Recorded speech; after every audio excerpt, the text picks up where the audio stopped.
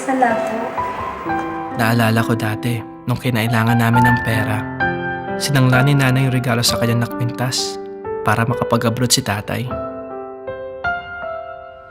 Kaya nakapag-aral ako dahil nakapag-remit na si tatay na pang-tuition. Lahat talaga ginawa nila para sa akin. Hello, Han. Kamusta ka? Ma, na-aksidente ako eh. Ano? Kaya lang, nung ma-aksidente si tatay, nahirapan kami. Buti na lang, yung insurance na kinuha ni nanay dito, nakatulong sa amin kasi napilita umuwi si tatay. Muntik na ako tumigil sa pag-aaral eh. Buti na lang, na-approve ang scholarship ko sa foundation. Next, please. Ikaw na yata. Oh. Thank you po. Magbabayad po ako ng bills. Papaload na rin po. Salamat po. Walang ano ba? Ma, graduate na po ako. Talaga? Dean's Lister pa. Congratulations, anak. Merry Christmas, Ma.